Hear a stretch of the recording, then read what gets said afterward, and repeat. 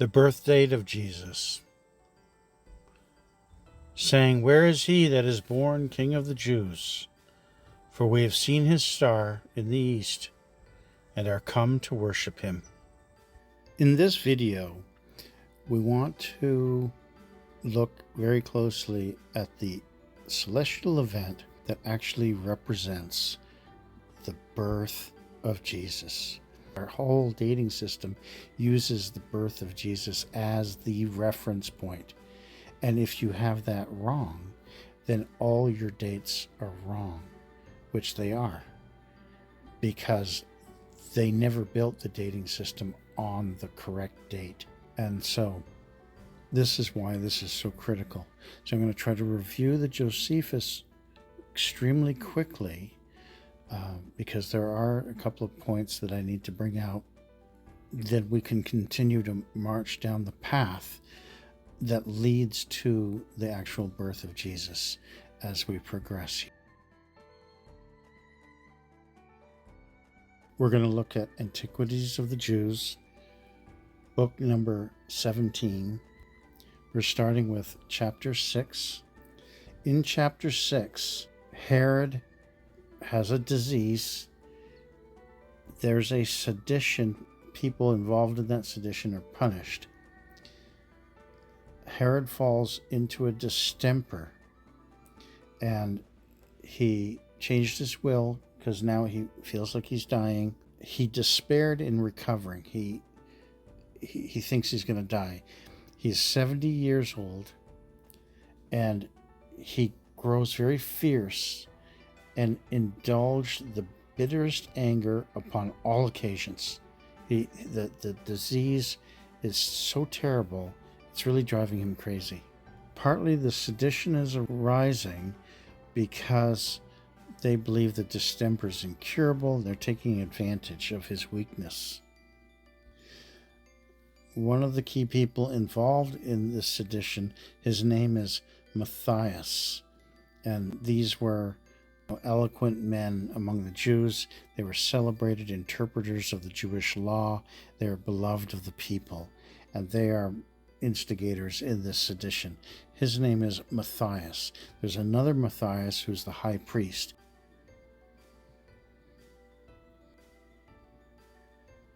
This section 4 is the most important to us in terms of understanding the facts given by Josephus, which bring us along our journey to discovering the birth date of Jesus. This story is a little bit complicated, but essentially the high priest, his name is Matthias.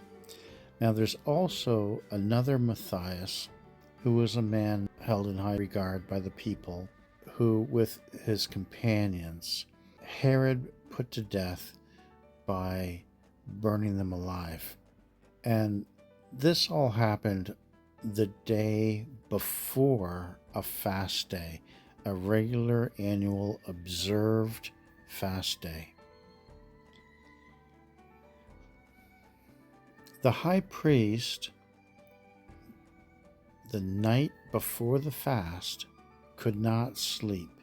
He was having dreams and speaking with his wife about them, couldn't sleep all night, because the next day he had to ask his wife's brother to take over for him when he had all these special duties to do on this observed fast day. His kinsman was named Joseph, the son of Elymas.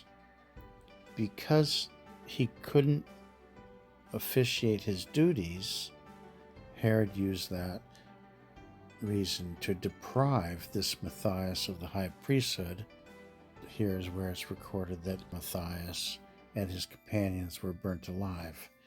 That's happening the day before the night in which he could not sleep.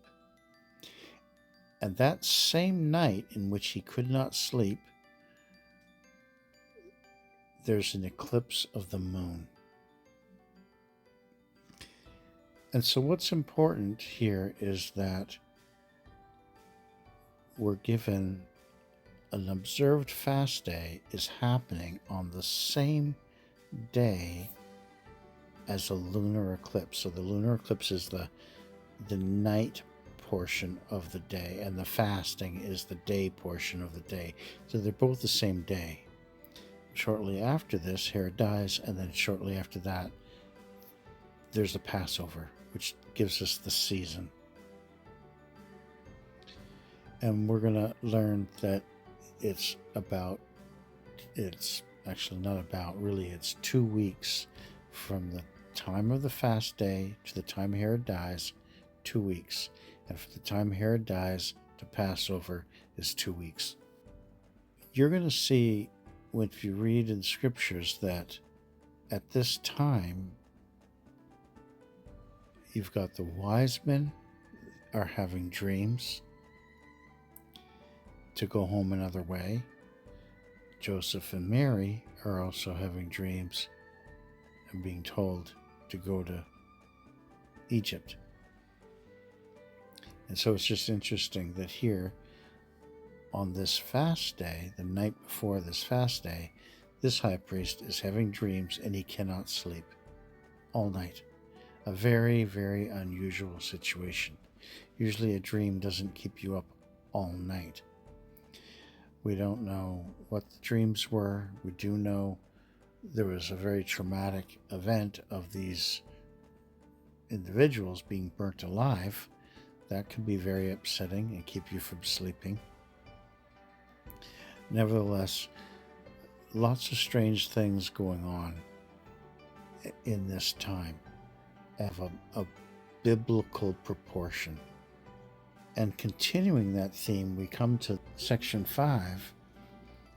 Herod's distemper, right after this fast day, Herod's distemper greatly increased upon him after a severe manner, and this by God's judgment upon him for his sins. For a fire glowed in him slowly, which did not so much appear to the touch outwardly as it augmented of his pains inwardly. It was said by those who pretended to divine and who were endued with wisdom to foretell such things, that God inflicted this punishment on the king on account of his great impiety. Yet was he still in hopes of recovering, though his afflictions seemed greater than anyone could bear. Josephus is actually writing, and this by God's judgment upon him for his sins. God inflicted this punishment on the king on account of his great impiety.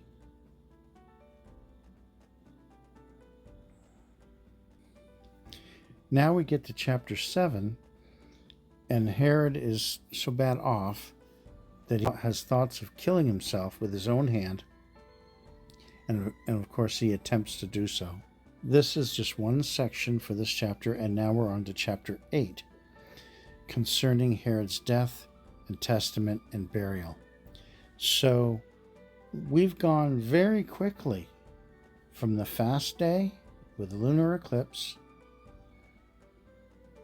We understand that Herod gets terribly worse in his disease, and here we have him dying in this chapter. Chapter 7 is only one small section. So chapter 6 and chapter 8 are very, very close together. In other words, there isn't actually much information for Josephus to tell us between chapter 6 and chapter 8 because there's so little time. Herod changes his will and makes Archelaus the heir to the kingdom in his will. When he did these things, he dies. It's the 5th day after he had caused Antipater to be slain. So there's at least 5 days between the fast day and Herod dying.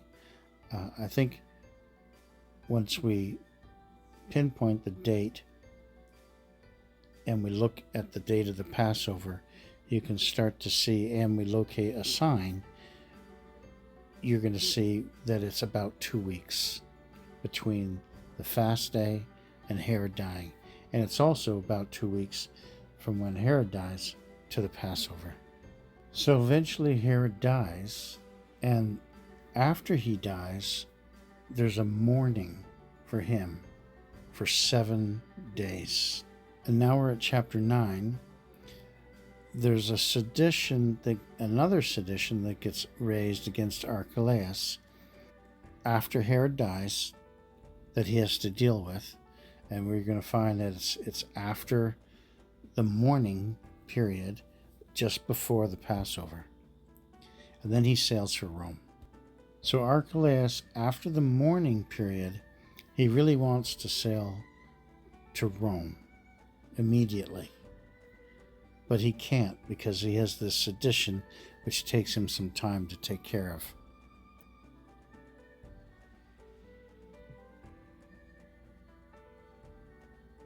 So when he finishes with the sedition, and while he's working on this, dealing with the sedition, there approaches the feast of unleavened bread, which the law of their fathers had appointed for the Jews at this time, which feast is called the Passover. So now we know the season in which Herod dies. Now, after the sedition is all taken care of, we find it goes right through to the beginning of the Passover period. Then did Archelaus order proclamation to be made to them all that they should retire to their own homes. So they went away and left the festival out of fear of somewhat worse which would follow. So the Passover was going, and he ended it, told everyone to go home.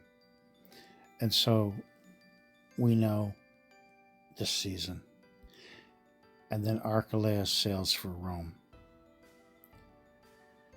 And that's the end of this particular section of this video in terms of reviewing the events that took place as Josephus recorded them, so that we can see the timeline and pinpoint the dates. And we want to know, when was the fast?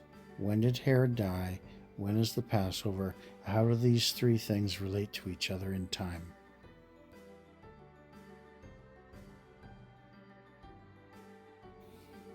This is the full moon, April the 11th, 4 BC.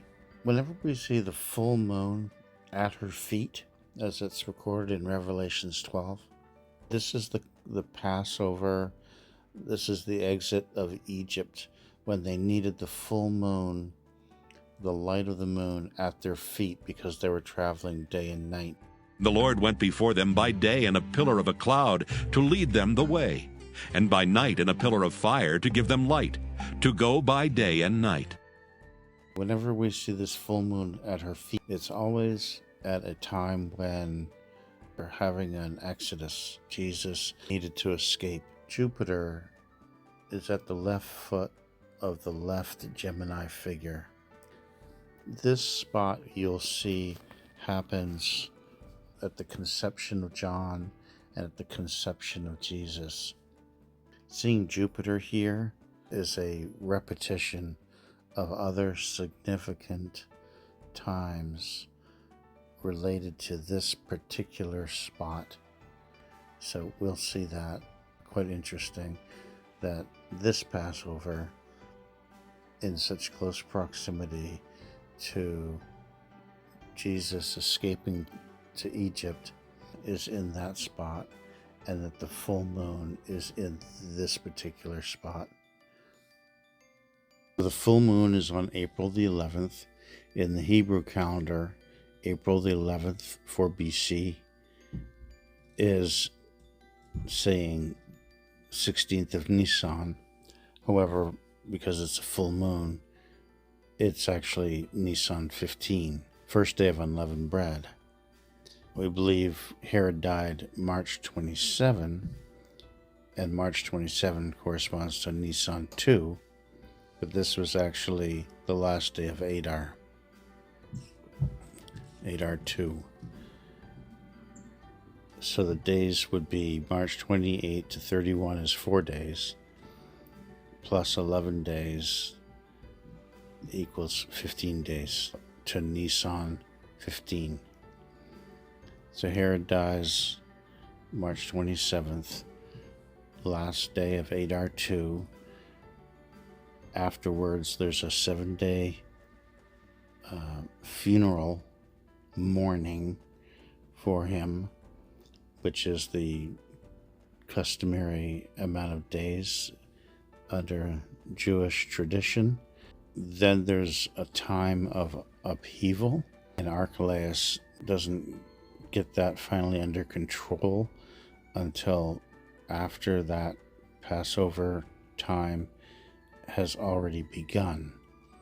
And then very shortly after that, he's sailing for Rome in order to confirm himself as the king. We're working backwards, beginning with the Passover, recorded in Josephus, likely date that Herod died, March 27, and the fast day, which is an Adar 13, a March 13 before BC, and the fast day that this corresponds to is the fast of Purim, Adar 13, which all begins in the book of Esther relating to a character named Haman, who perpetrates a genocide of the Jews, of the entire nation. In the end, he dies on a gallows of his own making. In order to determine the Adar 13, Haman cast lots to let his gods make the decision as to what day he would carry out his plan. But his gods said no to all the days that the lot attempted to choose, until it finally got from Nisan 1 all the way around to Adar 13. But we know it was the God of Israel that was saying no all those times, until it eventually came to Adar 13 and God said yes. And so it's no coincidence that the Adar 13 of the time of Haman is the same Adar 13 of the time when the children in Bethlehem were being killed. Due to this series of events, the Jews celebrated every year, as required and written into the books, the fast day of Purim, and then 1 or 2 celebration days, Adar 14 for the unwalled cities, and Adar 15 for the walled towns or cities. And so just as the Jews escaped the genocide at the time of Haman, there was a genocide of the 2-year-olds and younger in Bethlehem. However, Joseph and Mary and Jesus were able to escape that genocide to Egypt, just as the nation of Israel escaped the genocide at the time of Haman. Haman cast pur, that is a lot, in order to decide which day he would put into the law books to have the whole nation rise up against the Jews and cause a genocide of the entire nation which would also kill off the future Jesus, the future Messiah. And this lot went day by day and from month to month, starting Nisan 1. And it kept going for 242 days in a row, where the lot came up short, all the way from Nisan 1 to the 12th month of, and the day Adar 12. And then on Adar 13, they finally landed on a yes. And it was the God of heaven that said all of those 242 no's and finally said yes. On the Adar 13, that's the date. So this ultimately became the date, Adar 13 of the 12th month, that would become the fast day. And after this fast day, there was a feast and celebration, Adar 14, for the unwalled villages.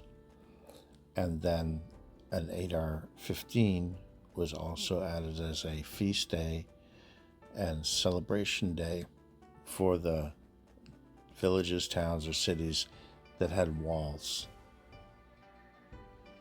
So that second one was a very special day. That one obviously would have included Jerusalem. The fast day is March 13th. That's the lunar eclipse, which is Adar 2. And this is a catch-up month. If they're fasting on this day, then that means it's also an Adar 13. It's a March 13 on Adar 13. This is the lunar eclipse. You can see it's about a third, and you can see from the image here. And the fast of Purim, as recorded in the book of Esther. Going backwards again from Adar 13, we're at the point where the Wisemen have come to visit with Herod and to inquire.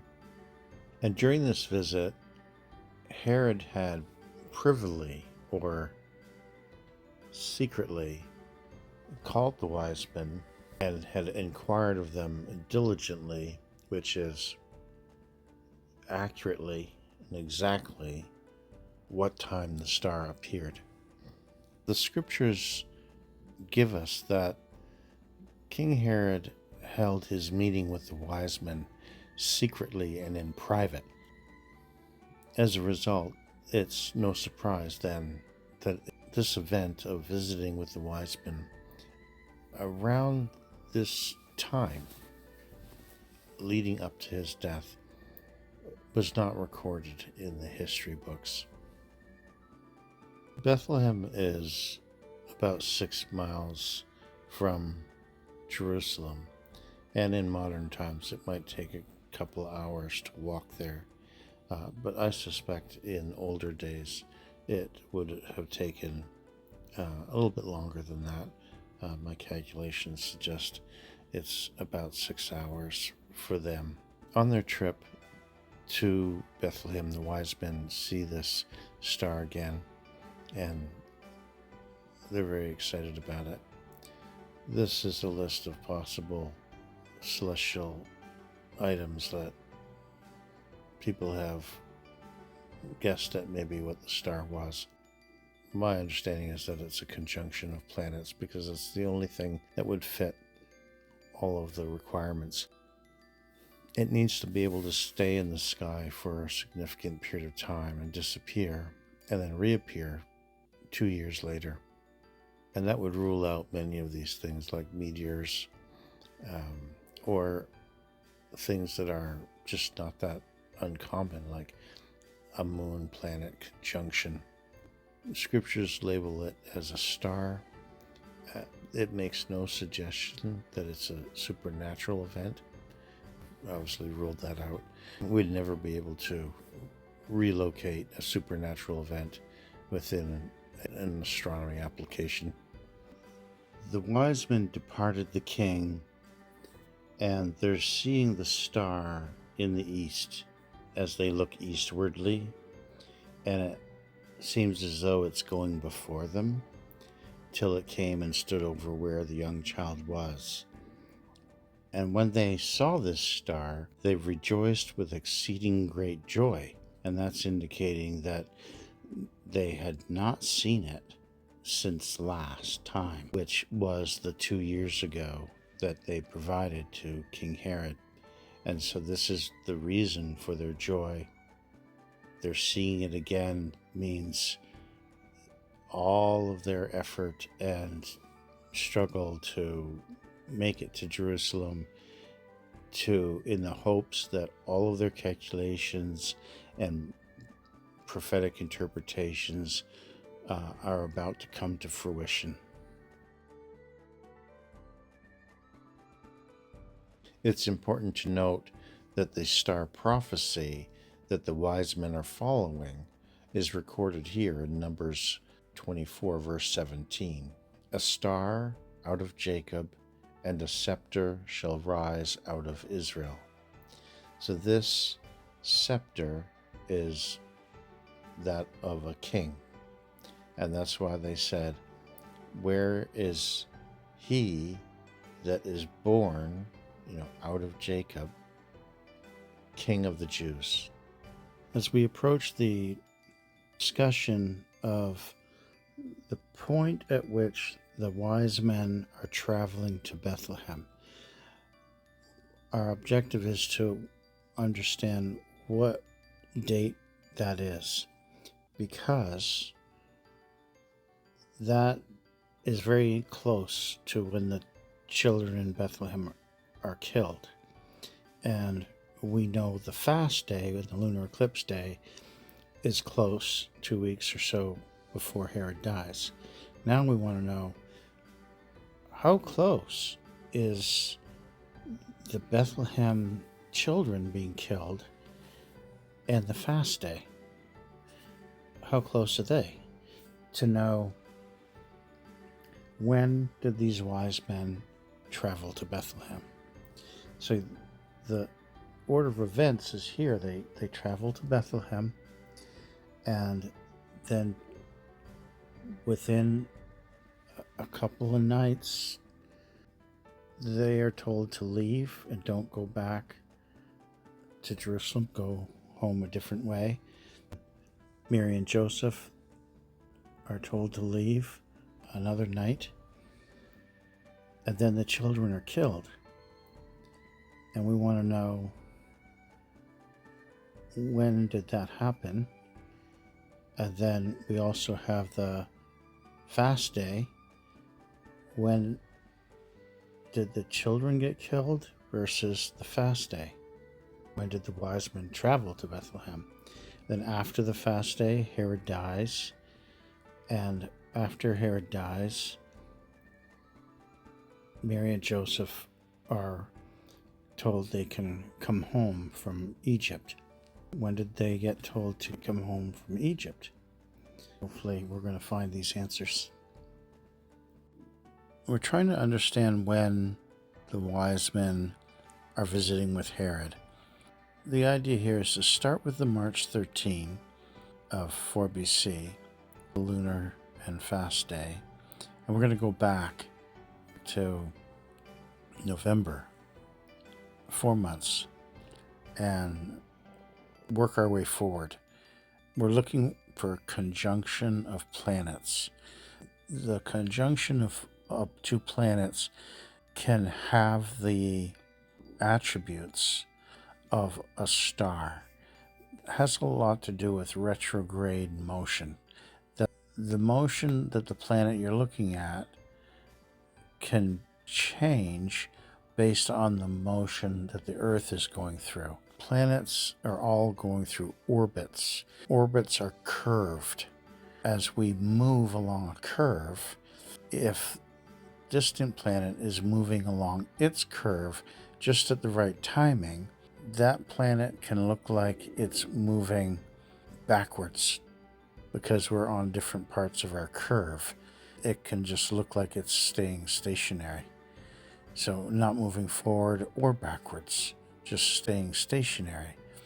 There can be forward acceleration, there can be backward movement, retrograde motion, and then they can look stationary.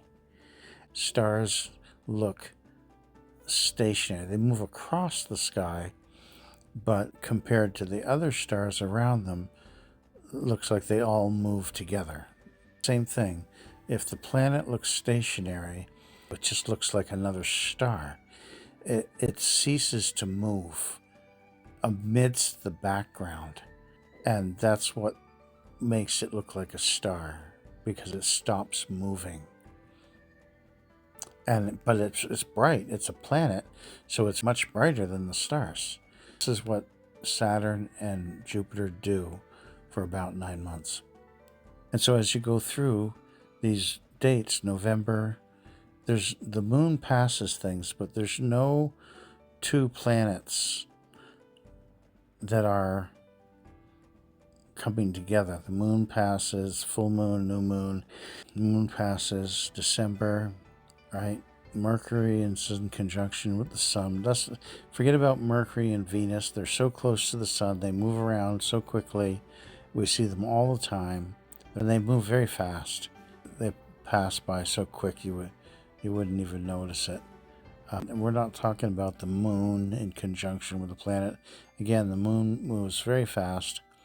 And when they come together, it's not for very long. It's not more than, might be an hour.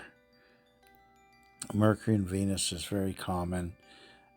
There's January, there's February, there's nothing here. The moon passes Mercury and Venus again. And then not until you get to here, March the 8th, Saturn passes 2 degrees south of Mars. This is a planetary conjunction on March the 8th. And you can see how close. So if that's the time, if this is what they see that they're so amazed about, then if you go back 2 years, you would have to see this again. Because that's why they're amazed, because they're seeing it again. And there it is, Mars, Saturn. And then you go back 2 years, 1, 2. And there it is again. You see Mars, Jupiter. But if you go back 12 days, you see Mars, Saturn. So they saw this 3 days prior for Mars, Jupiter, and 2 years and 15 days prior Mars, Saturn. This was optimum. That's when they saw it. And you can see it's not going to last long. You can see how fast it's going, right? So they had to see it just on this one day.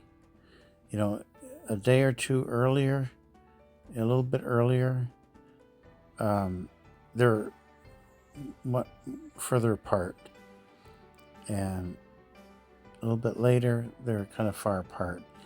But if they were walking down to Bethlehem and noticed it on this day, then it would have looked very close together, just like they saw it 2 years ago.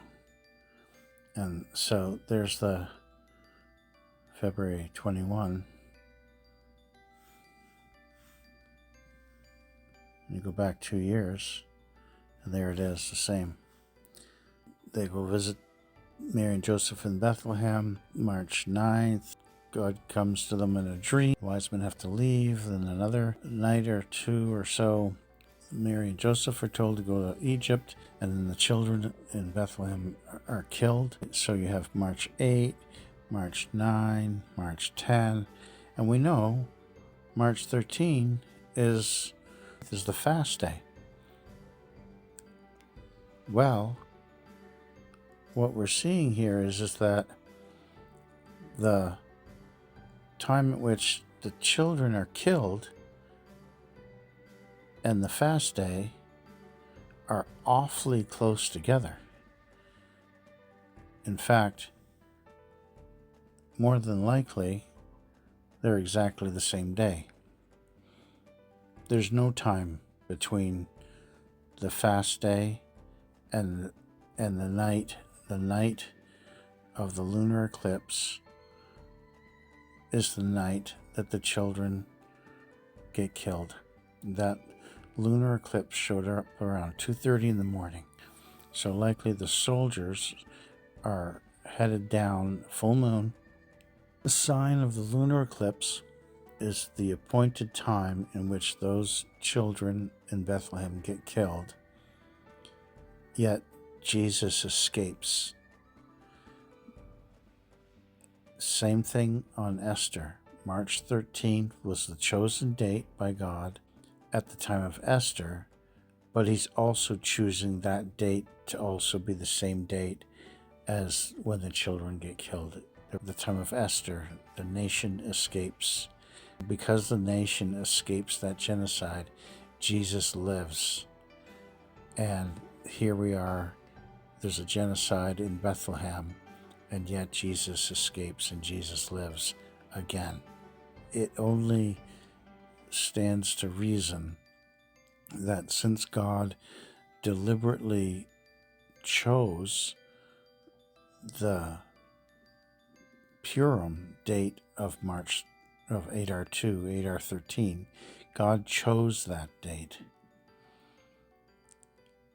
And he's choosing it at the time of Esther because it's also going to be the same date here when they kill the children in Bethlehem. There's no doubt in my mind that those were both the same date.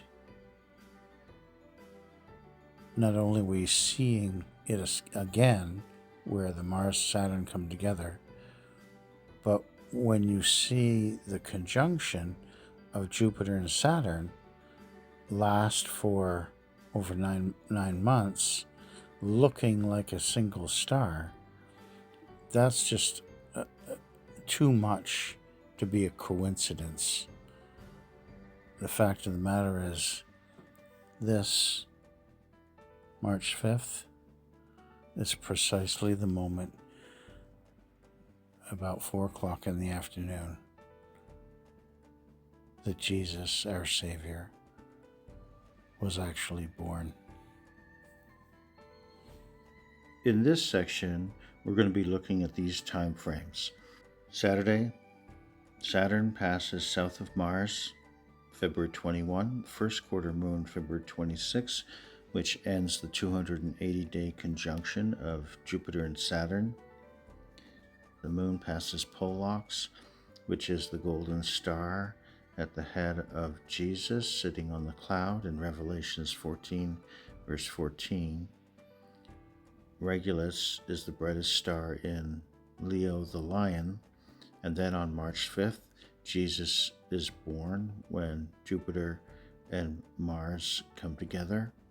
And then there's a full moon on March 5th so that the shepherds can hastily, in an excited fashion, go to visit Jesus about 4 to 6 hours after he is born. This March 5th is an normal Adar 17. However, being a full moon, this is actually Adar 15, which would be Shushan Purim, the second of the 2 festivity days of the holiday of Purim, which would mean that when they are celebrating on these 2 days, on the second day, Shushan Purim, the nation doesn't realize they're actually celebrating the birthday of Jesus. On February 21, Mary's in Bethlehem now, 12 days before the birth of Jesus, 2 years and 15 days before the wise men travel to Bethlehem. And this is what they see again, the Mars Saturn. They saw it here on February 21, and they'll see it again on the morning of the March the 8th of 4 BC as they travel to Bethlehem. When they saw the star, Saturn Mars, they rejoiced with exceeding great joy. That joy was because they had not seen it again for 2 years, and now suddenly that morning they're seeing it again. Friday, birth of Jesus, Friday, March 5th, 6 BCE, Adar 15, Shushan Purim. And his seed shall be in many waters, and that is the constellation Pisces, the fish, along with all the other constellations surrounding it that are water related. I shall see him, but not now. In Numbers 24:17, I shall behold him, but not nigh. There shall come a star out of Jacob, and a scepter shall rise out of Israel. Birth of Jesus has a full moon, Adar 15, Shushan Purim, Friday, March 5th, 6 BCE. Shepherds had the light of the full moon. Luke 2, verses 8, and there were in the same country shepherds abiding in the field, keeping watch over their flock by night. On March 7th, 4 BC, there's a Mars-Saturn conjunction occurring. And this is 20 days before Herod dies on March 27th, 4 BC. Consider that the wise men were speaking with Herod on March the 7th, because it's March the 8th when the Saturn-Mars conjunction is the most optimal time to see it in the morning, close to 9 o'clock in the morning. Presumably, this is what they're seeing in the morning as they travel south, and they see this as they look eastward. So as they see it in the east and they begin to walk on their way to Bethlehem, it would appear that it's going before them, because as they walk, it is moving west and they're going south, and so that means it's coming from their left and it's coming towards them more and more. And as we keep going, and we're now at about 1 o'clock, and it's a 6-hour trip, so we need to go to 1500. That would be 6 hours. It has gone from in the east, went before them, and it's now due high noon, like a high noon, due south. It has stood above them. It in effect would look as though it followed them right to their destination, where it's directly above them now as they're standing in Bethlehem. Herod diligently inquired of them, when did they see the star that represented the birth? They said, where is he that is born King of the Jews? We have seen his star.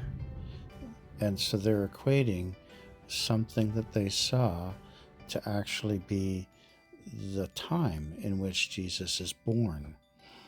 And they tell Herod about 2 years. And Herod uses the specific time that they gave him, because it says he used the time in which he diligently inquired of them to tell his soldiers to kill the 2-year-old males, a genocide, and younger. And so we're going to go back the 2 years, and when we do that, there's Mars and Saturn. At this time now, Mars only takes 2 days to be in conjunction with Jupiter. And I'm not sure if we're going to see it on the calendar. There it is. Jupiter is passing Mars on Friday, the March 5th. And this would be the day Jesus was born. It's a full moon. And because this is the March 7th, the Wisemen stood in front of Herod of 4 BC, and it's an Adar 2. This is a 13th month. And we know that Herod lost his patience when the wise men didn't return to him in a reasonable amount of time. There's only 6 days difference between the March 7th, in which they're standing in front of Herod, and then of course they would leave the morning of March 8th. So between March 8th and March 13, when the lunar eclipse occurs, God comes to the wise men in a vision, telling them to go home in a different way and not to go back to Herod, because that wouldn't be safe. And then Mary and Joseph are told in a dream to go to Egypt, and then the children of Bethlehem are killed. So we know that there's only a short number of days from the time they leave to go to Bethlehem to the time the children are killed is 6 days.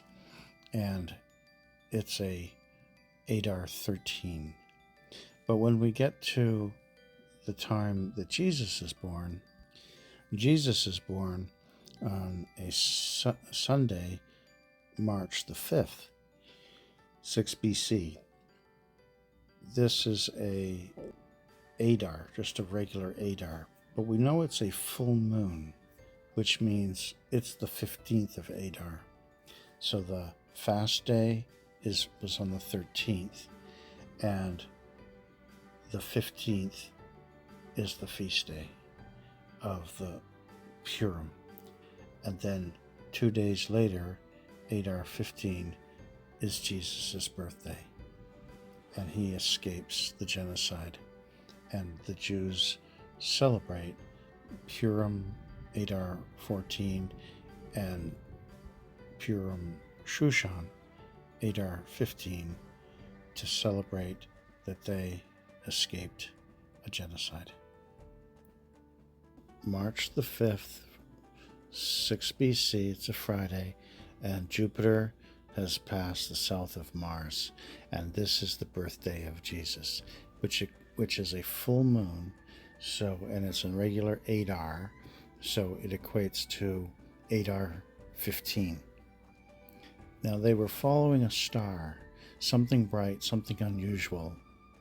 In this case, it's Jupiter and Saturn in conjunction. And normally, the planets would just move straight across the sky. And depending how far away they are, it would be slower versus those that are closer to us are moving faster in our line of sight. So when we go back as we follow these, and what we've done is zeroed in on this 88 Piscium star, so that we're going to see Jupiter and Saturn stay close to the star, going, on either side of it, and remaining stationary. From the human eye, it's so far away, they're going to look very close together. You're not going to see the dramatic movement that we're seeing here, because we're close up, we're zoomed in. With the naked eye, you would just see them looking more or less like they're staying together. They might be moving apart a little bit. Maybe the eye could perceive that a little bit. And it's not going to look as dramatic as it looks here. So as we zero in on that, you can see Jupiter and Saturn have a conjunction here, right about there. It's towards the end, around November 29, and then they come around, and Jupiter, and they're staying close to that Piscium. They come back past that stationary star again. They're in the same spot. And now they passed each other a second time. And now we're moving to the third time. And the third time is May 22nd. And if you go back further, you'll see Jupiter just goes on its way. So that it all starts on the May 22nd. And it represents a birth. Now, the human species has a 280-day gestation period. This particular Jupiter-Saturn conjunction also has somewhat of a 280-day gestation. The Bethlehem star is a triple conjunction of Jupiter and Saturn, and these are the three conjunction times: May 22nd, October the 6th, and November 29, all in 7 BC. Let's review some star dates. The first date when the Jupiter-Saturn conjunction begins in 7 BC is on May 22nd. And this is 7 days before Jesus is conceived. And it goes to February 26, 6 BC. That's where it ends. And this ends 7 days before Jesus is born. And that totals to 280 days. So the conjunction of Jupiter and Saturn itself has a 280-day length of time. That's how long they're actually watching it, 287 days, because it goes all the way to the birth of Jesus. But the message that it speaks is a message of grace and a message of perfection. So on February 21 is where the Saturn-Mars conjunction begins. And so this is when Mary settles into Bethlehem, and this is 12 days before Jesus is born. To this same February 26, which was the end of the 280-day period, is 5 days, and that's the grace. It's a 12-day period. Mars-Saturn to the birth, Mars-Jupiter, 12-day period, broken up into 2 sections. The first section is broken up because that's the ending of the Jupiter-Saturn conjunction in 280 days. And then the final section is the full moon when Jesus is born. And this full moon provides the light for the shepherds to see their way into town.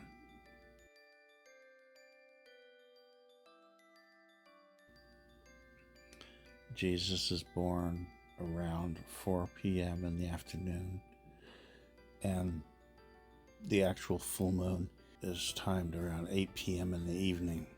The sunset around 6 p.m. The shepherds go to visit Jesus approximately 4 to 5 hours after he's born, which is interesting to know.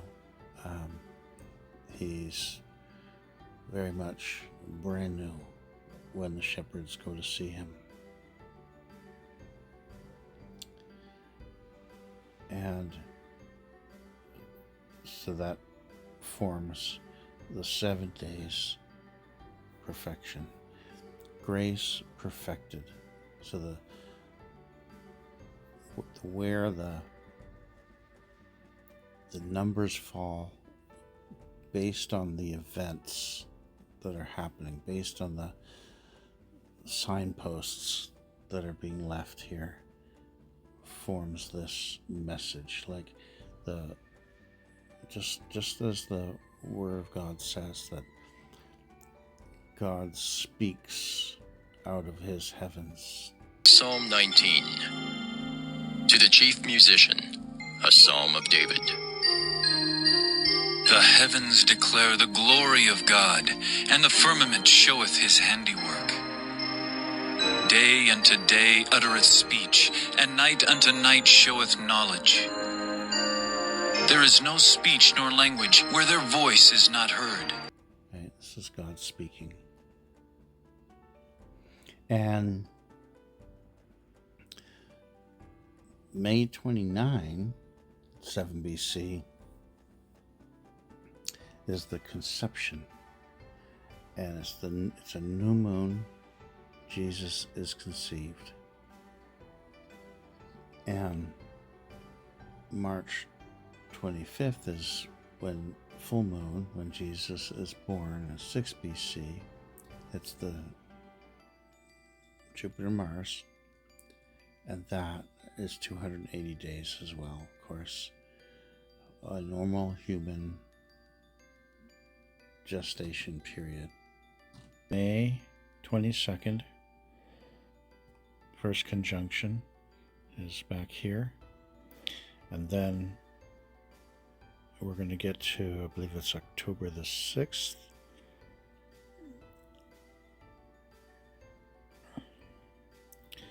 October 3rd. I think it's October 3rd, second conjunction. And then, so they're seeing this, and it's staying together. Then there was, the third one was there about November 29 here.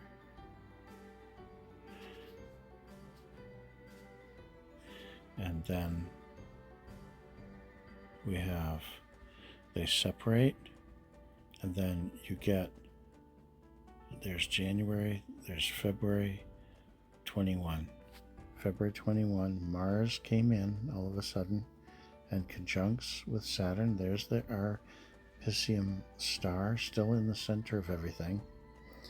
And then we count 1, 2, 3, 4, 5 days.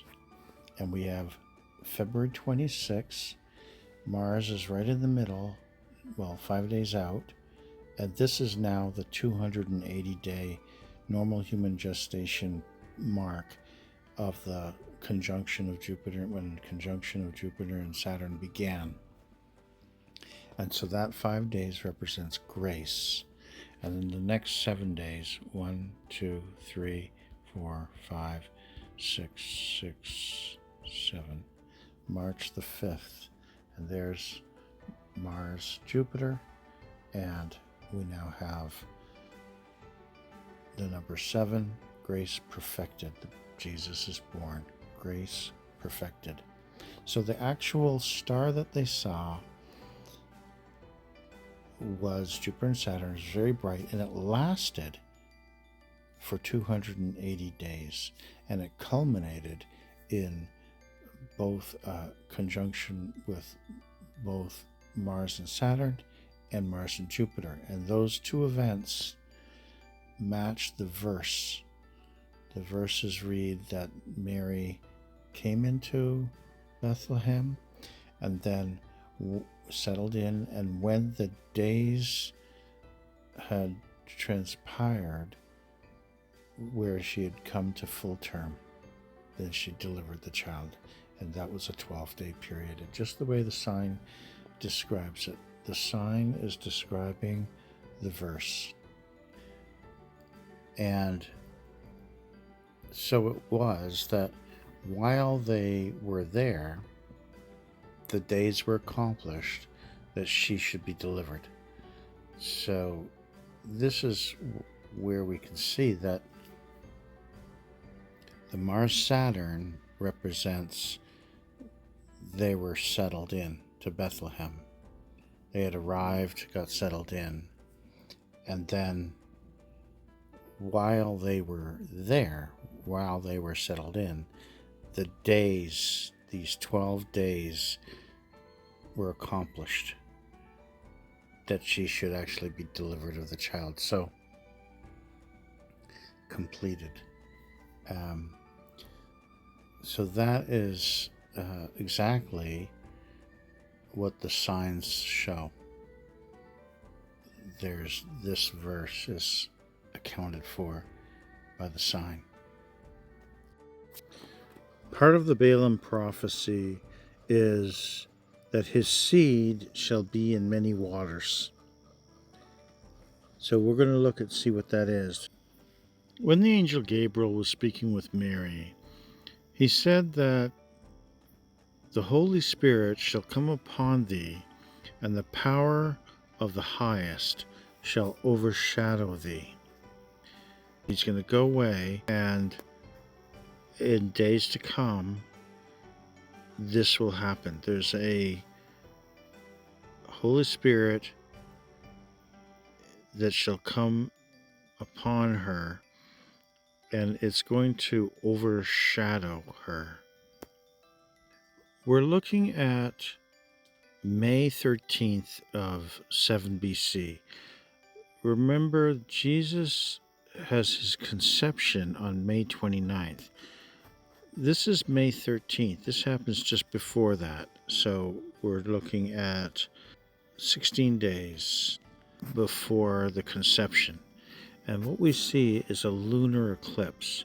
But it's a very special, and I'm going past, you can see, if you look carefully, the lunar eclipse, you can see just a very slight gray overshadowing. You can see it moving. There's a gray shadow that moves over the moon. I'm going back and forth. So there it's full. And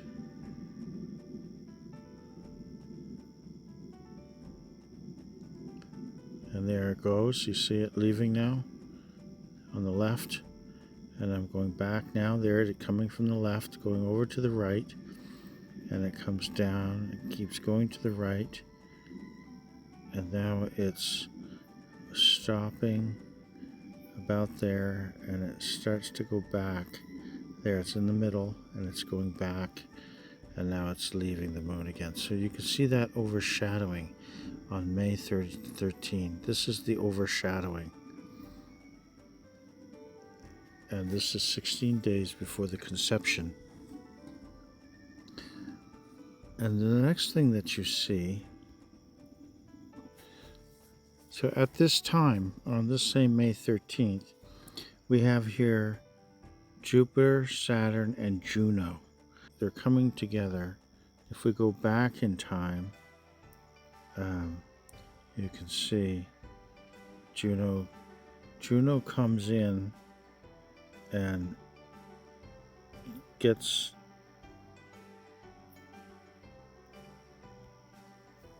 just past them here on May 13th. And then Juno is moving fast and it goes on its way. But the seed, so this conception, there's the May 29. So there's the Juno on the May 29, the actual conception. And then the overshadowing is May 13. So there's the May 13th, the overshadowing. Juno, Jupiter, and Saturn. And this location is in Pisces, you have the fish.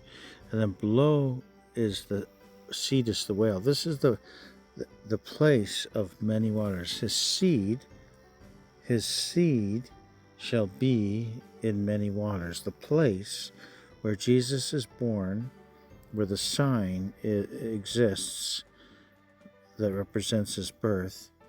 And there's the Eridandus, the water snake. There's Dorado, the fish over here.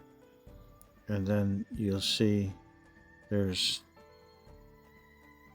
another fish over here by Aquarius. Of course, Aquarius is pouring water out of his buckets. Okay, another part of the prophecy. And then there's a dolphin right here. And so this is called the watery place. His seed shall be in the watery place. And it's the constellation Pisces, where you have the Jupiter Saturn, which is about to begin May 22nd. The overshadowing takes place, lunar eclipse on May 13, and the conception takes place May 29th.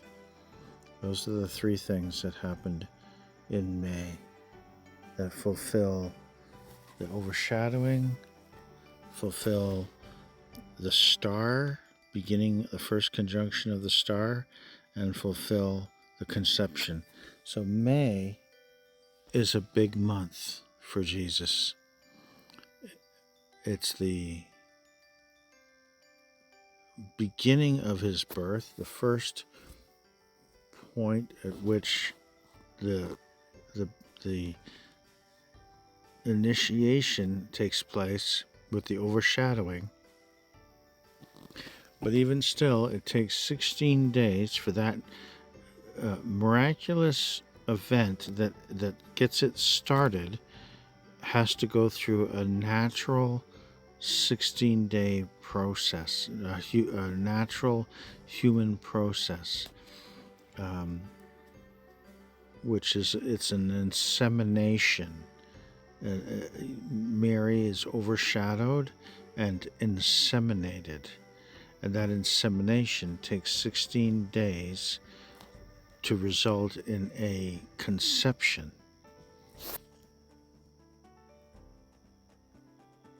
And it's signified by the Juno. And there's the Juno.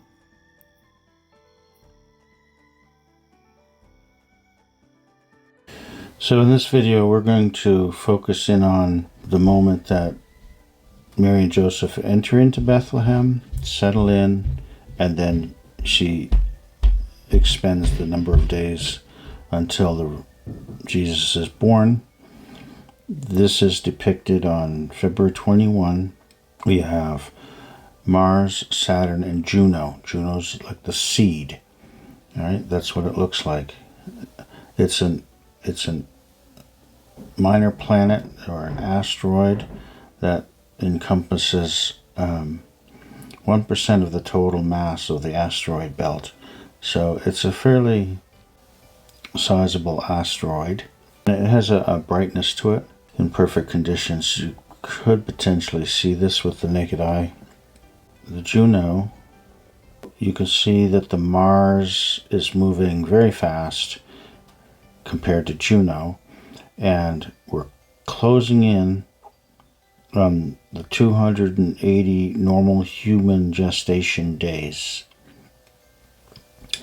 And bang, right on the 21st, Mars, Saturn, Juno.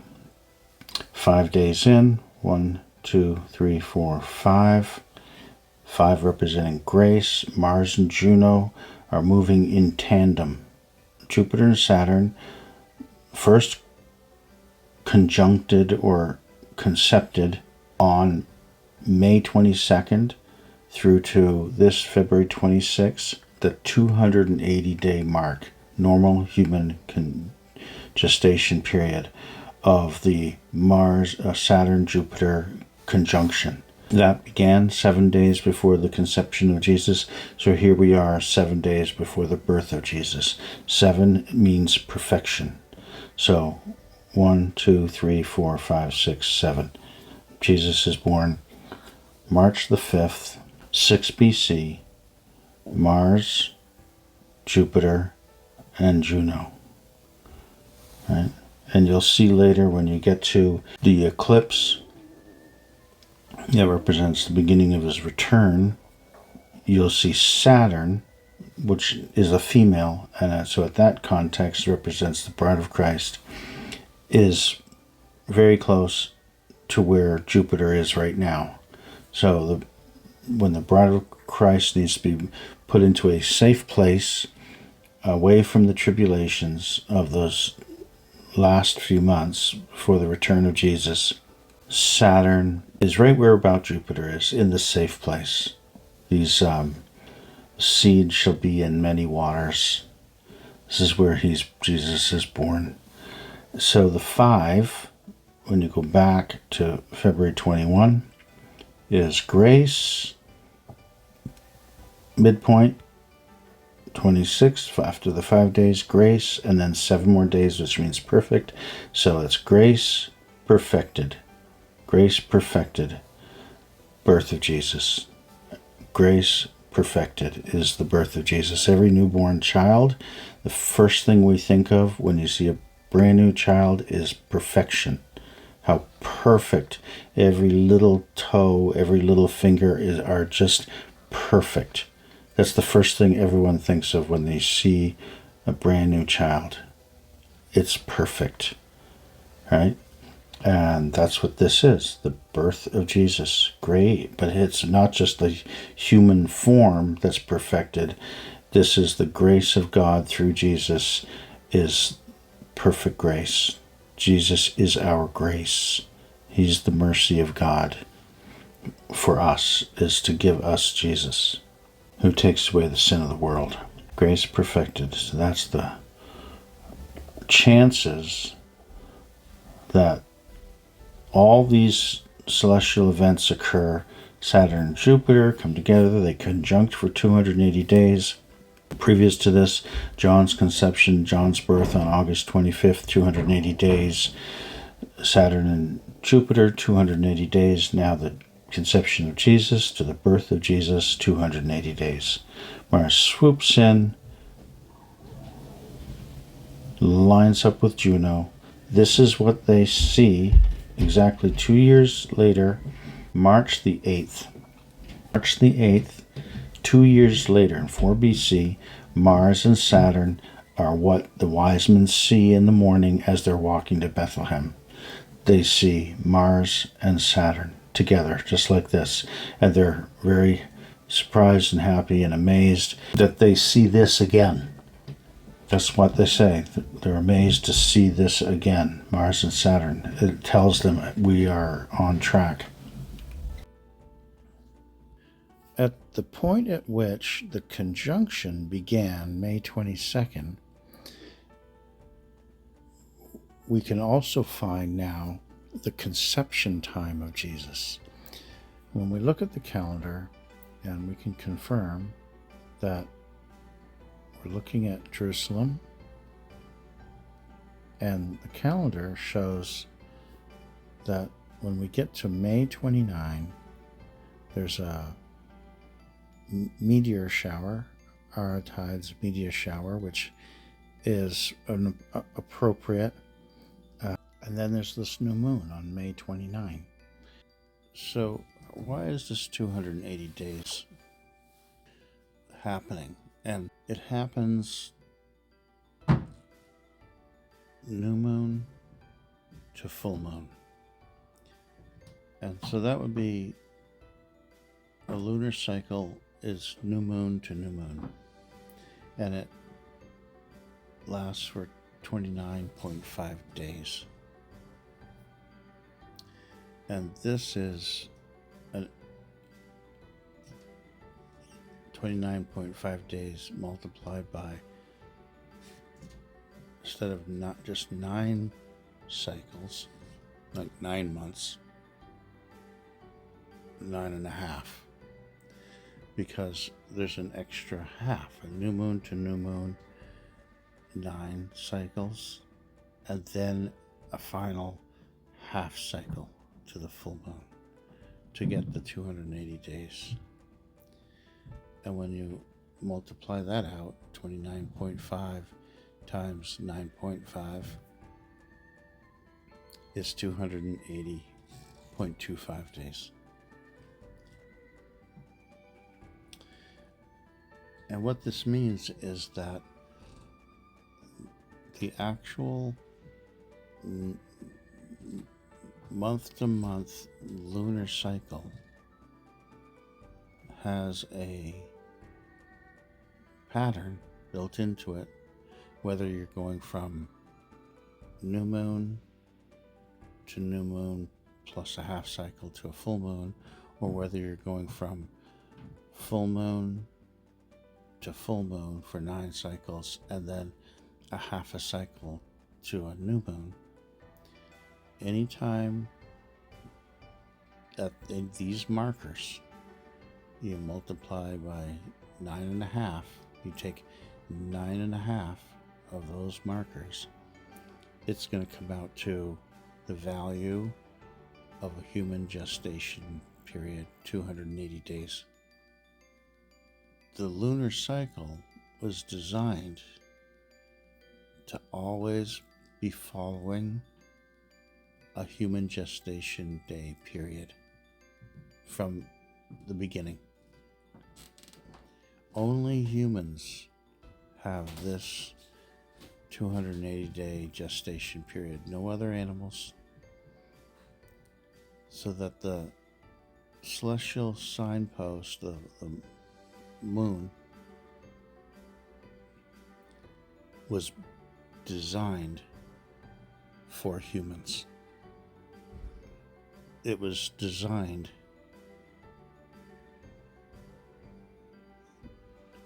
coinciding with the natural birth cycle of humans down below on the planet. So it itself underscores that the Big Bang evolution, that the heavens were not created by God, all of those ideas are dead. Our movement of celestial heavens was created and regulated to pattern after human life down below. They were made as signs for us. The lunar cycle, as a practical cycle, is inferior to the solar cycle, because it makes you go off the seasons. It's the solar cycle, what we're using today, the Gregorian calendar. That's the accurate calendar. But God chose the lunar cycle to break down his monthly periods and use the lunar cycle to define his feasts. He is using it for signs. The solar cycle is what we use for calendar. The solar cycle is used for farming. It's for knowing when to plant things, because it stays on the correct season. It's used for animals to migrate, but it's the only purpose for the lunar cycle, because you don't even have to divide months by a lunar cycle. We divide months by a solar cycle. Therefore, the lunar cycle's primary purpose is not for keeping time. It is purposed for keeping signs.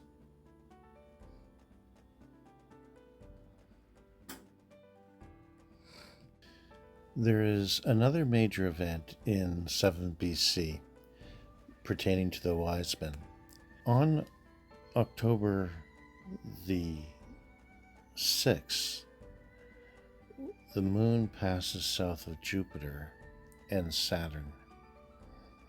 This is when Jupiter and Saturn is in its second conjunction, the star that the Wisemen are watching. Well, as they're watching, on October the 8th, there's a full moon.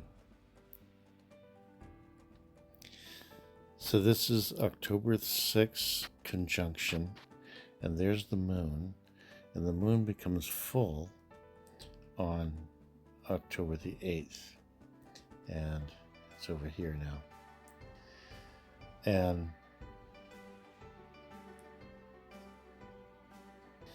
And then the next thing is a new moon, Friday, October the 23rd, in which there's a solar eclipse. And so we can look at that. You see it here. Here's the solar eclipse. And it's in the Libra justice scales. And this justice scales is an indication of the judgment, the just judgment of a king. So they're looking at the star. They know their prophecy is referring to the child that's going to be born out of Jacob is going to have a scepter, which means he's going to be a king. And this is the justice of God, and that is being meted out when God provides his Messiah. It's his justice and the righteous judgment that this king will mete out into the future. So this is the eclipse, and you can see how this eclipse goes right through the Middle East. It's a total eclipse, and so they're going to see it significantly total all the way to the dotted green line. In between the dotted green lines, you're going to see the totality. Of course, the center spot is the perfect spot in the middle of the ocean there. To finalize this video that discovers the date Jesus was born, we're told that his seed shall be in many waters. And when we look at that, we saw that his seed, Juno, was in these waters of Pisces, the constellation Pisces, and had a whale down below and other fish and watery creatures all around this area. So it's called the place of many waters. And we can see the V shape here, a triangle on the left. And when we compare this to the geography of Israel, you can start to see the similarities. The left-hand side looks longer, but actually it's shorter. The right-hand side goes all the way up to Galilee and beyond the whole Jordan River. And that's what you see here. The right-hand side is longer. And then that triangle on the left is similar to the triangular nature of the pyramids that would be over here in Egypt. And this big whale below would be like the big ocean that's below the triangle, the V shape, and the location of the conjunction of Jupiter and Saturn is happening very close to the line in the water itself. And so it's just fascinating that the physical makeup of the constellation that signifies the place of many waters where Jesus is born actually looks a lot like the watery places that define the land of Israel.